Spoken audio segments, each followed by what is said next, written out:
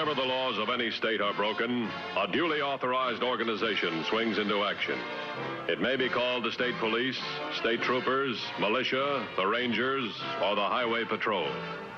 These are the stories of the men whose training, skill, and courage have enforced and preserved our state laws.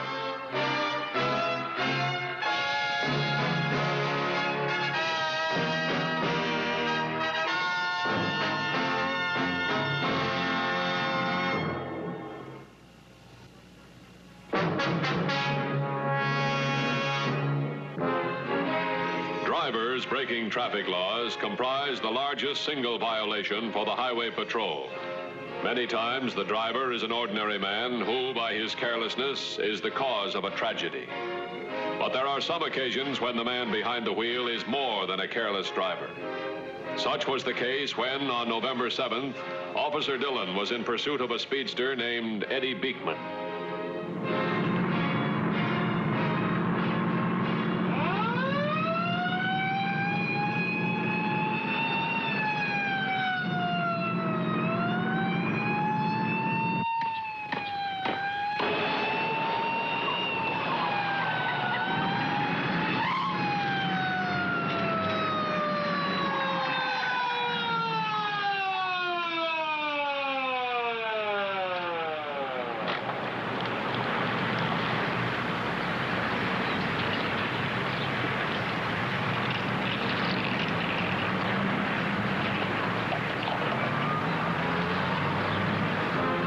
Within moments, patrol headquarters received Officer Dillon's call, and an ambulance was on its way to the scene of the accident. 3280. I'm holding driver and companion. Request aid at the scene. I'm on my way. 10-4? 10-4. Officer Dillon's request for help resulted from the actions of the father, John Weber, who remained at the scene of the accident. Weber insisted on dealing with the driver personally.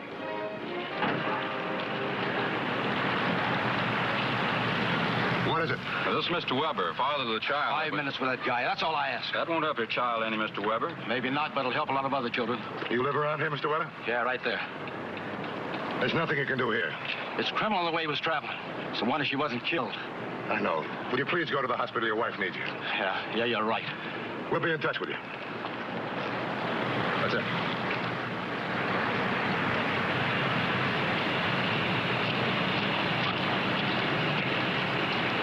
Eddie Beekman. What about the car? Registered to Frank Loring, 1942 Willow Crest Road. It's just terrible, officer. The ball rolled out on the street and the little girl ran after it. She didn't even see us. This Loring, guy that owns the car, who is he? Yeah, I work for him. I'm his gardener. You can call him up. He lets me use the car all the time. Why don't you stop when you heard his siren? I don't know. Who are you, miss? This is Barbara Franklin. You live around here? In Denison.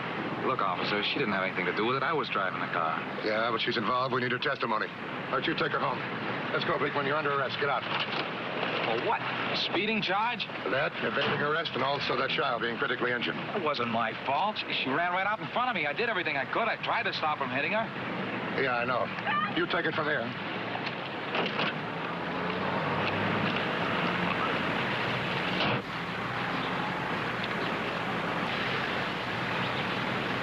Look, Eddie, there's no point in coming to see you. There's not a thing I can do to help you. What do you mean? There's plenty you can do. You can begin by getting me out of here. All right, kid. Just as soon as we can get started.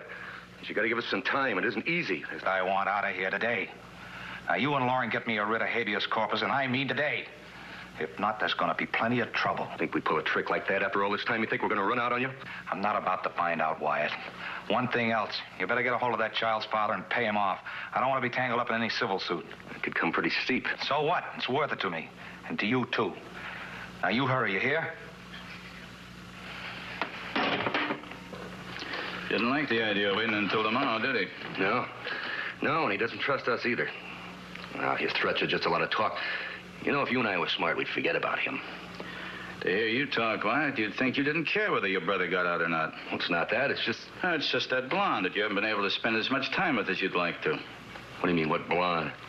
Oh, you can get that puzzled look off your face. I know about you and the Franklin girl, even if your brother doesn't. I've got 3 years invested in this thing, and I don't intend to have anything go haywire on the last day. Understood? Yeah, Frank, I understand. I don't care what you and your brother do after tomorrow. It may not please you for him to get released, but I'll get the satisfaction of knowing that he won't be doing any talking. You're the boss, whatever you say. Come on, let's go get some money and bail him out now.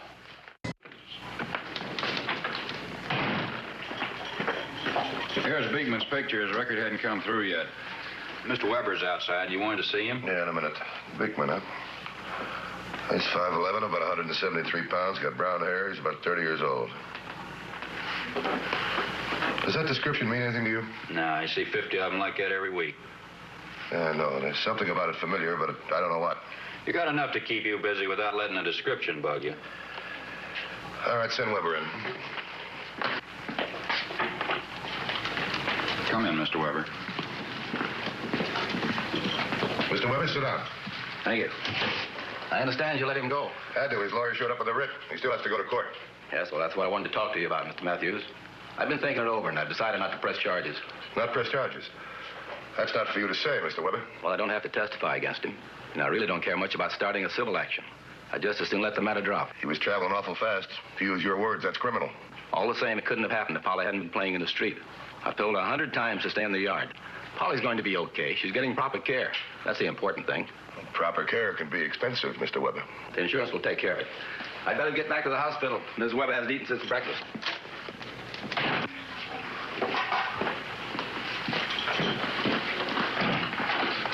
Garvey, come in here.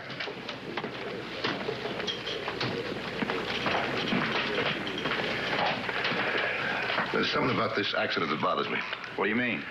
Well, Weber, a while back he wanted to take care of Beekman all by himself. Now he wants to wash his hands of the whole thing. Well, since he knows his child's getting the best of care, he probably figures he can be charitable. What do you mean, the best of care? The little girl's been moved from the receiving hospital to a private clinic. Weber hasn't got that kind of dough. Who's paying the bills? The insurance company, I guess. This description's giving me trouble, too. Come on, take a real good look. See if it doesn't ring a bell. No, afraid not. You're working yourself up over nothing. Maybe I am, maybe I'm not. Do you remember Jim Ellsworth? He was a druggist over in Latimer County. Yeah. Yeah, he was killed in a holdup a few years ago. Yeah, that's Good right. friend of yours, wasn't he? He sure was. I was with him when he died. All he could give me was a description. 5'11", 173 pounds, brown hair, and about 30 years old.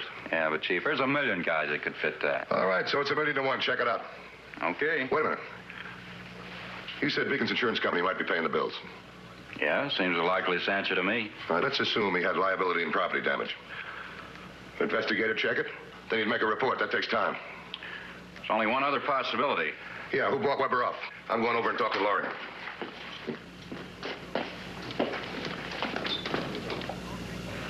Okay, Sam. Yeah, goodbye. I'm sorry to have kept you waiting, Mr. Mathews, but what was it you wanted to know about Eddie? Oh, that's all right. Is she still around? Well, yeah, he just went into town to pick up some nitrate. Still work for you? Yeah. You think I should have fired him? Well, you know what happened. Well, Eddie's been working for me for quite a few years, and I look at him as sort of a member of the family, Mr. Mathews. Yeah, I know, but tell me, do you know someplace he could dig up a large sum of money in a hurry? Well, not offhand, no. Why? Well, how about friends and relatives? Well, there's his brother Wyatt. He works for me, too. But you said a large sum. Now, wait a minute, Mr. Loring. What about you? Well, I'm not a rich man, Mr. Mathews. Practically every cent I make goes back into my groves. Yeah, I know, but you said he was a member of the family, or almost like a member of the family. Suppose he needed a few thousand in a hurry. It's a bridge I'll have to cross when I get to it. You haven't crossed it yet? That's right. What about Eddie's background? Well, his work's always been satisfactory, and he was reliable. That's all I know. It's all I needed to know. Look, I don't understand this. What is it that you're driving at? Well, I'll tell you. Somebody's paying Eddie's bills. They're pretty big. I'd like to find out who. Then I'm going to find out why.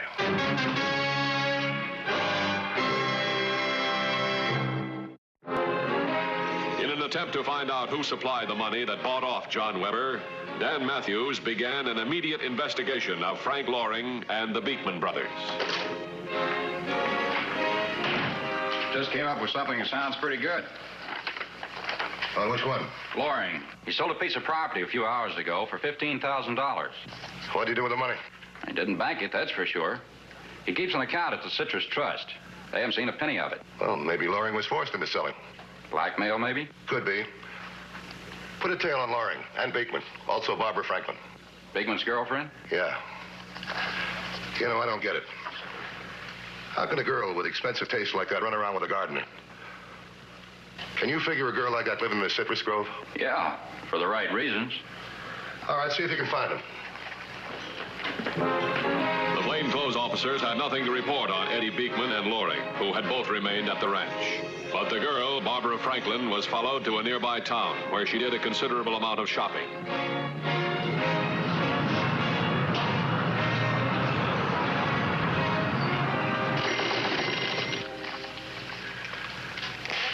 No past criminal record for Eddie Beekman. Latimer County reports he was indicted for drugstore holdup. District Attorney's Office was unable to prove the case. Both Eddie and his brother Wyatt were acquitted. A little over 3 years ago. That's the same holdup that Jim Ellsworth was killed in. That's about the time they went to work for Loring, isn't it? That's right. From what we've dug up, they've both been pretty much a pair of drifters. Why should they all of a sudden settle down in a rural area and hold jobs for 3 straight years? 3 years.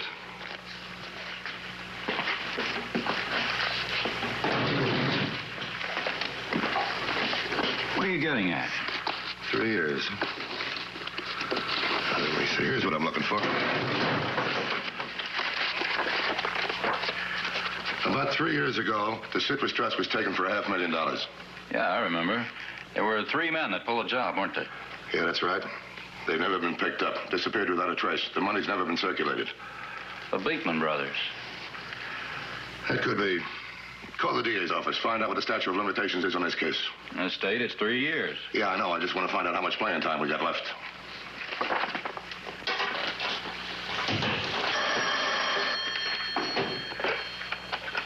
Mathews. From Patterson? Oh, how's it going? Yeah? Why don't you do that? No, I want you to stay with it. Call me if anything else develops, huh? Right.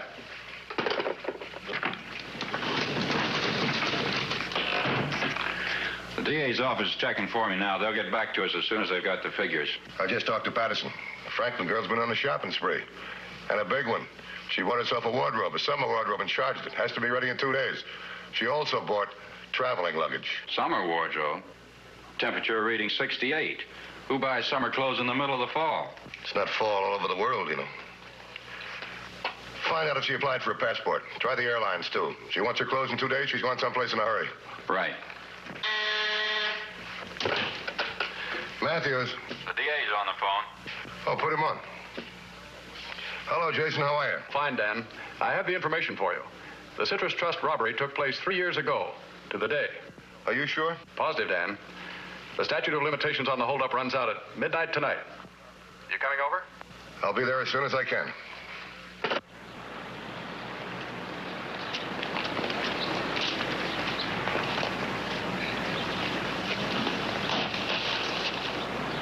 Where's that brother of mine? He's supposed to be helping me with this. I think he said he had to go into town for something. Yeah, he's never around anymore. I haven't got enough to keep me busy. I got to do his work, too.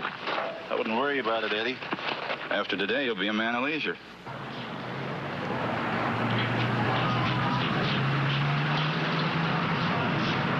Barb. Honey, you must be out of your mind. Here in broad daylight. Relax, baby. Eddie's miles away.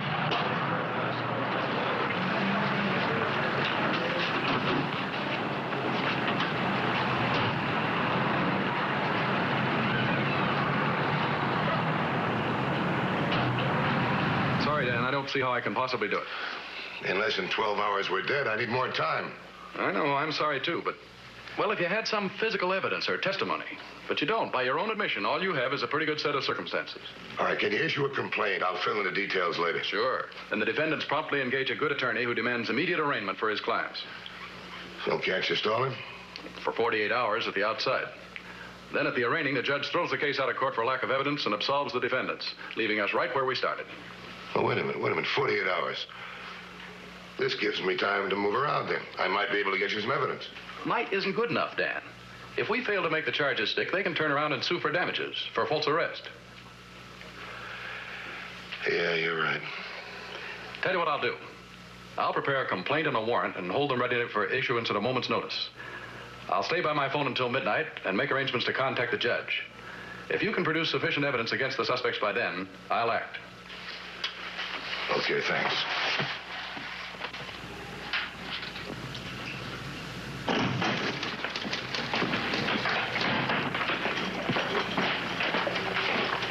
Not only does Barbara Franklin have a passport, but she booked 2 reservations on an overseas flight for day after tomorrow. What do you mean, 2? One for her, one for Wyatt Beekman. You mean Eddie Beekman, don't you? No, I checked on him myself. It's Wyatt Beekman. All right, that's the weak spot right there. What do you mean?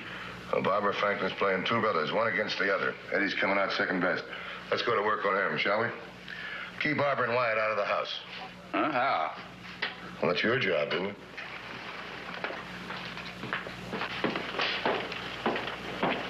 I'm going over to the packing plant. I'll be back this evening. Okay, Frank.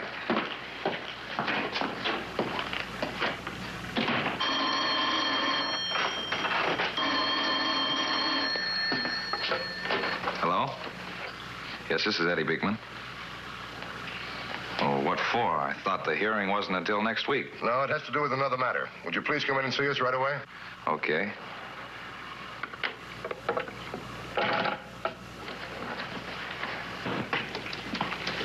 Beekman's here. All right, I'll see him. Come in, please. Mr. Beekman, sit down. Thanks.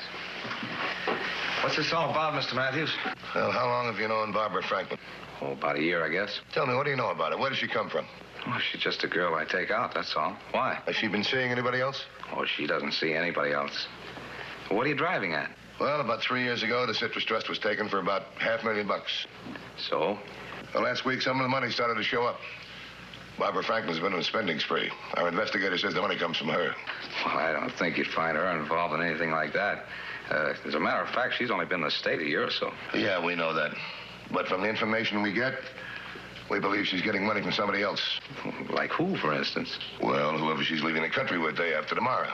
You see, she is leaving with an unidentified male. We thought perhaps you could tell us who it is. Why don't you ask her? We would if we could find her. She moved out of her place, left no forwarding address. Well, thanks, Eddie. We'll do our own police work. But you can go now. Sure.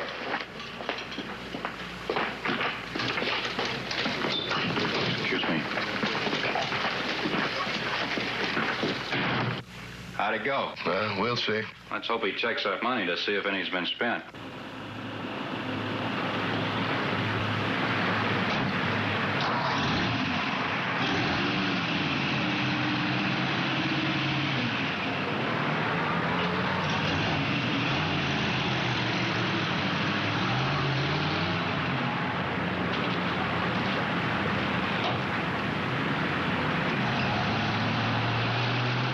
Probably check her place first. Everything arranged? Yeah, her landlady promised full cooperation. The shop owners said that they'd tell anybody asking that she made cash purchases, not charges. Did you arrange to keep Wyatt and Barbara Wood in the house? Yeah, I had the travel agency give them a call. They're probably over there now. I'll check. Good.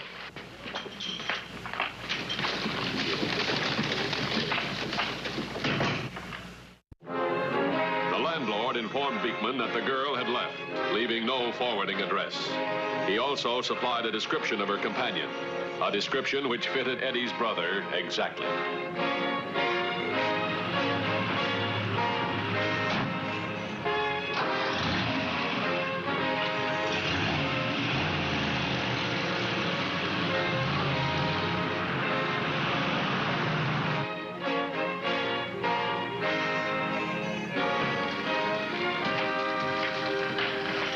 Undercover unit just called in. Eddie checked the apartment all right. Seems to be on his way to Loring's place now. Well, that's good. If I figured right, the next thing he'll check is the money. What about Loring? Still got a tail on him. He's at the packing plant in Denison. Mathews. What? How long ago? Okay, thanks. That was a travel agency. They couldn't hold Wyatt. He got suspicious. Let's go to Loring's. We might have a homicide in our hands.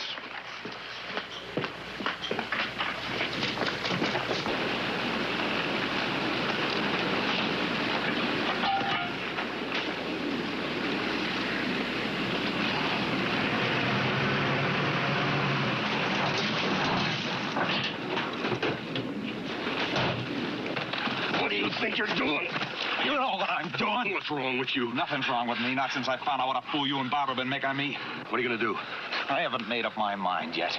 It pretty much depends on what I find in that tree. What's that got to do with Barbara? Oh, come off of it, as if you didn't know. Don't pull that innocent act with me. Barbara's been spending that bank money at every shop in town. Where'd you get ideas like that? Yeah, well, we'll see. I don't know where you got your information, but it's all wrong. I admit we've been seeing each other. But not 1 cent of that dough has been touched. Look at that cement. That'll prove to you that no one's been there. How do I know the money's in there? Because you say so? I should believe you after what you've been pulling behind my back. Maybe you removed the money a long time ago, or just maybe it never was there. You'll have to wait until after midnight when Laurie gets here. You waited for 3 years. Then wait a while longer.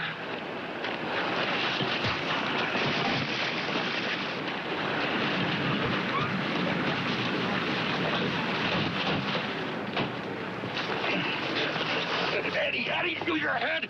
All I want you to do is wait till after midnight. All right, hold it. You won't have to wait till after midnight, Eddie. All right, come on your feet. Move. Over against the fence.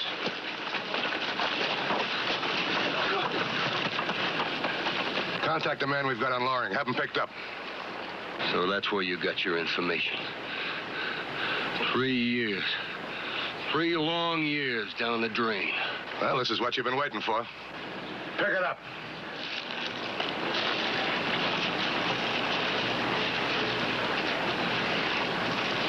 All right, go on, hit it.